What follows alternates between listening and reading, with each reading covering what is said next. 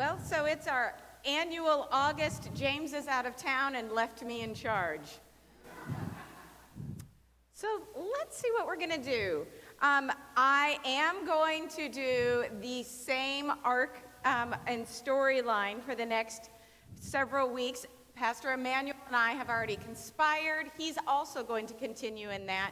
So I feel like we just now need to unofficially name this. It's Old Testament August. So that we're getting the storyline. But I've got to tell you, I hate this story. It's awful. David is awful. So if you're reading this and going, Lord, what holy thing am I supposed to be hearing and taking because there is goodness here? David was a jerk at this point in his life. Now, I think this is really important to just say out loud. It's also super sexist. I don't know if you realized in this story, it is about David and the actions that were taken.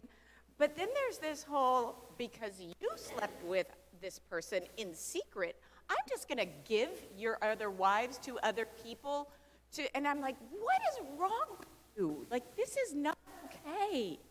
So let's just name that out loud. There it is. It is, however, in Scripture, and we need to remember that it's also in context.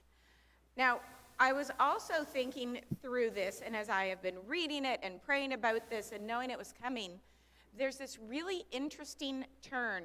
And I'm going to actually push us just a little beyond what the lectionary has, because the lectionary, it literally ends with going,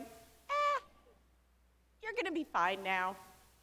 You won't die, and then it just stops. And I thought, that's an awful place to end because it makes it seem like it was just perfectly okay what David did.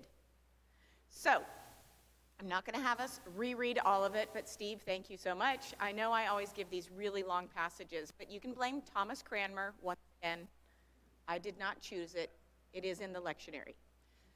But here we are. You heard James last week. He was talking about David and setting it in context. And this is that space where David should be off fighting the Ammonites. And I think it's incredibly important when we go back and we read in chapter 10, it begins with David saying, woohoo, welcome to the club as a king. I'm going to send people to welcome you into, leadership. But the party that he sends to the Ammonites, they end up basically operating out of fear. What an interesting thing when somebody who's in leadership does the right thing initially, but people don't know what to do with grace. They don't know what to do when somebody's just being kind. So David sends his people, and it says they capture them, shave half their head. I don't know why only half. Half their beards. Again, I'm assuming it's for humiliation. I've actually done a great deal of work in this area, and then I was talking with my husband. Several of you know he has a PhD in Hebrew Bible, and I was like, why half? And we've both come to the conclusion that we have no idea. Sometimes I want there to be something deeper and significant. I don't know. But it plays into it because it does say that as they return to David, David says, oh, you are not okay to be seen in public. You can hang out in this other town till your beards grow. And I love that that's the length of time. So I'm not sure exactly how long their beards were, or if they were like, score, we get 6 weeks off, or let's just make our beards grow slowly. I don't know how long it takes to grow a beard for pretty obvious reasons. So, gentlemen, if your punishment is ever you have to go sit somewhere until your beard grows, let me know how that works and what the timing would be. But David was initially trying to do something kind, and that's ultimately what kicks off the battle. That's the battle where then thousands of men are sent to fight. And David sends his soldiers out to fight. And we enter this story where David should be. It's the role of the kings. In fact, it says it's the season for kings. If you were a king, you led your people into battle. Now, you didn't probably actually fight. It was very symbolic, but you were very fancy and you were on a horse when everybody else is walking, and you would go out and say, the battle has begun. It was different rules of engagement back then. It's hard for me to wrap my head around that because I can't imagine going, hey, at 3:30, we're going to meet on the field, and we're just going to duke it out and see who's still left standing. That is out of my personal realm of comprehension, but that's how they did it. But it says David didn't even show up for that. He sent his closest advisors, and he stayed back, and that's when, he gets in trouble with Bathsheba. So that's where we're entering the story. David has been with Bathsheba. He has sent Uriah out under false pretenses, and he's told all of the other soldiers, pull back when Uriah's at the front. So he has gone from bad to worse. But what an interesting thing. He was a leader who was trying to welcome somebody else into leadership and saying, let's be partners and let's be allies. And how quickly it turns when fragile egos are met with less than gratitude. And I can't help but think about how many times we see leaders today who are met with less than gratitude turn on a dime. They're willing to help you when you're grateful for it, but if you don't show proper gratitude, suddenly they walk away, or suddenly they become a little hostile. Well, David ends up in this space where he is now going, oh my goodness, what do we do now? Uriah has died. Bathsheba, I don't want to get too caught up in so many of the details. I could literally do this one passage for the next 4 weeks, but you all may not want to come back every week just to hear about this one. So what we have is Bathsheba. It says that she mourns, but she also understands her role in this place, and she joins with the wives of David. And ultimately, what we learn is that she ends up being pregnant with a second child. I'm sorry. Well, let's get through the first one first. I just skipped ahead like 8 minutes. So she's pregnant, and then has the baby, and there's this period of time with Nathan. And so when I was thinking about this passage, I can't imagine what it must be like to be in leadership, to be a king, and to keep making one bad decision after another. But not knowing how to get out of it. And I want to be really careful. This is still David, a man after God's own heart. This is still David, who we revere. This is still David, who little kids make little models with David and Goliath. I mean, this is David, King David, that we revere and love. And yet we see him in these really horrific states and places. And I was talking with my husband about this, and I said, what remote redemptive thing could possibly be said here? And he said, oh, you mean when somebody's at their lowest point and they've made terrible decisions, and yet God is still redemptive? When you know that you are in the wrong, because let's be honest, we all have been in the wrong. I love that we begin with confession, and it's this deep sense, and it's a weekly sense of, God, I blew it again. And I think it's important that we do that communally, because it isn't a matter of like, well, Gary, could you tell us what you did this week? Mary, how about you? Like, let's fess up. It's us coming together and saying, God, we want to be honoring to you, but while we love you and while we are being transformed by you, we're still being transformed. And this side of heaven, we're just not there yet. I'm going to mess up. I'm going to do something that I really, really hope nobody else sees or knows about. And so we have David, who's at this incredibly low point and still kind of conniving, trying to figure out what to do. And it says his trusted advisor. Now, I love that he has a trusted advisor in Nathan, but here's an important thing to know about prophets. Nathan was a prophet. Their whole job wasn't to fortune tell, but it was to speak truth. And when we look at the ancients, when we look at the Hebrew Bible, if you were a prophet and your prophecy or your truth did not come true or be received well, Anybody know what happened? Yep, you were killed. So this was not like calling up your bestie and wondering if they're going to hang up on you. This was, if it is not received, David had every right, and actually communally, the Israelites could have killed Nathan just for speaking that. And I love that it says Nathan comes to David. But importantly, it wasn't the first time that Nathan had ever come to him. Now, I think for us, I hope every single one of us in this room, I hope you have someone who thinks you're amazing. I hope you have somebody who thinks you're funny, beautiful, that you have worth in this world. I hope you have your own cheerleader. Sometimes it's a family member, sometimes it's a friend, sometimes it's an acquaintance that you acquire over time. I hope you have that person. But I hope also you have that person who will look you in the eye and say, you're being a jerk. You are out of line. You may think you're being kind or helpful right now, but what you said was not okay.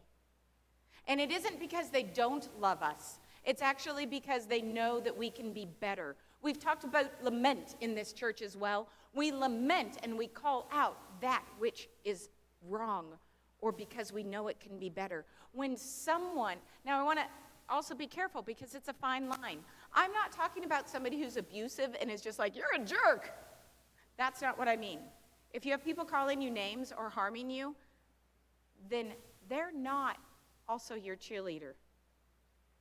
But those people who lovingly are willing to speak truth, even when it risks something. I want you to think of a time when maybe you have said something to someone and you were afraid of how it would be received. I can think of many, many times.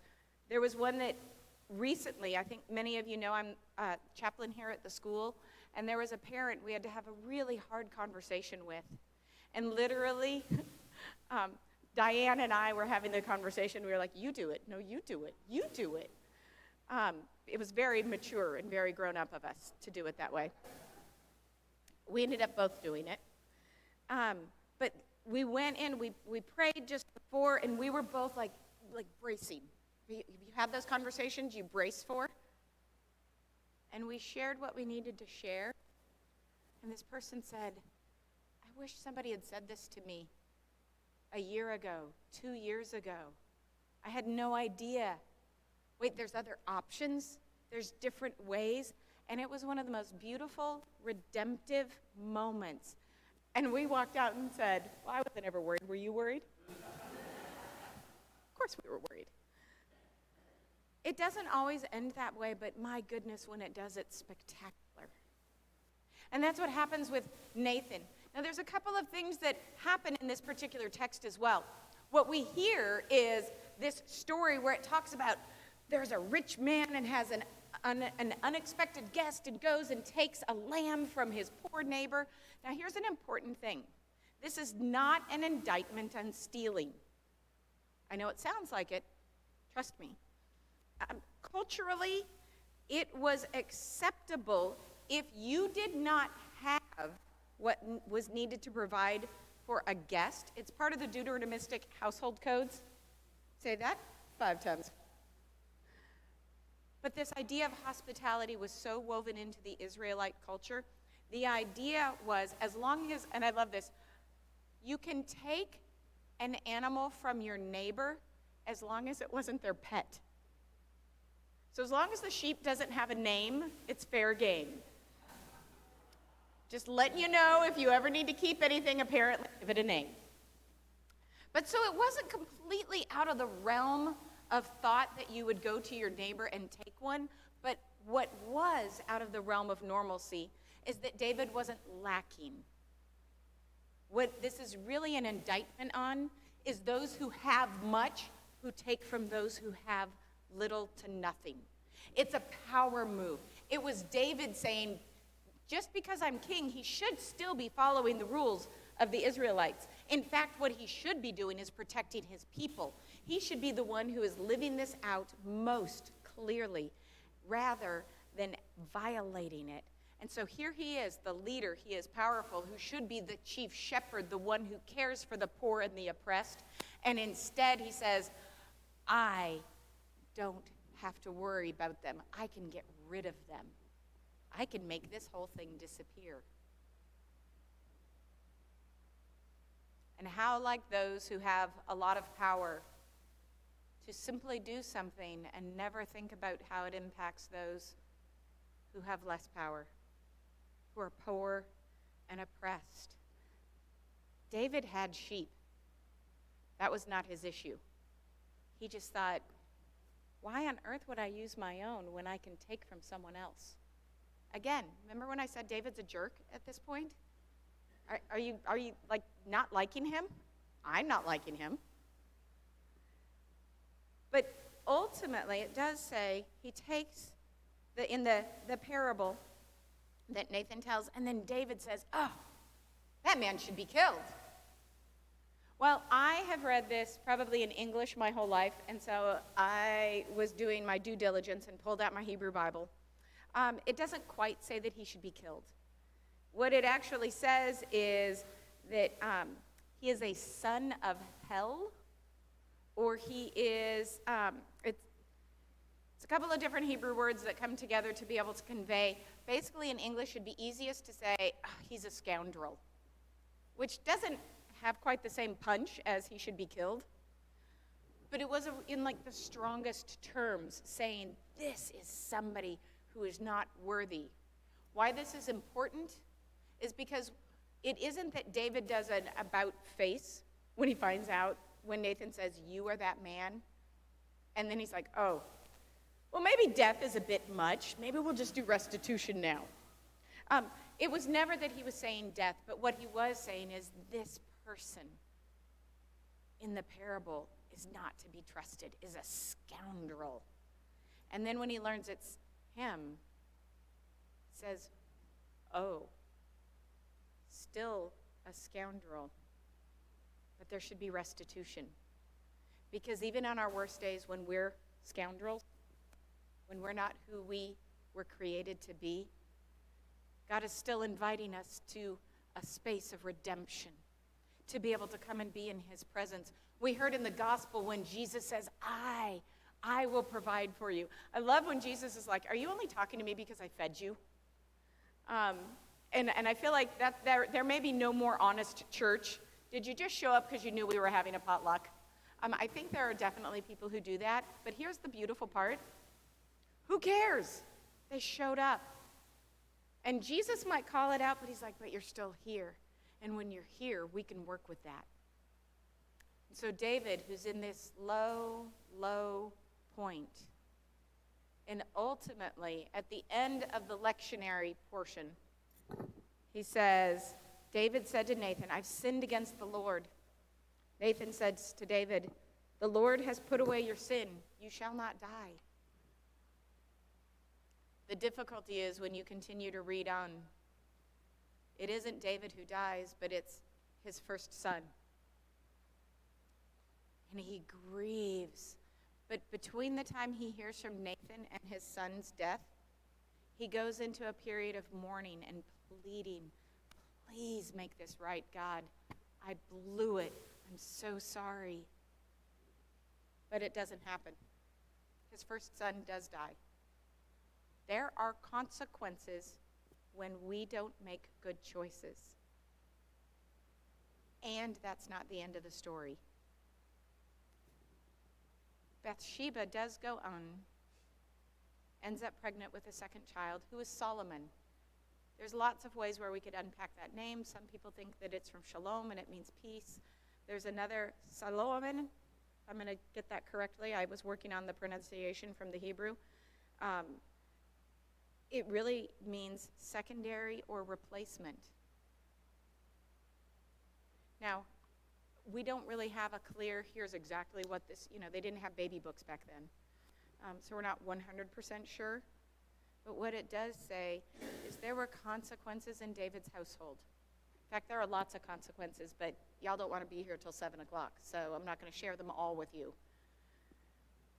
There were consequences, but David owning and saying what I did, I recognize now was terrible, and what a gift to have Nathan in his life. I wonder how many of us need somebody like Nathan who's not afraid to say the hard things. We still have to live with the consequences of our choices of sin in the world. At the end of the story is spectacular because Jesus does come, and Jesus says, all who are willing, come, eat, be with me. You are beloved. Amen.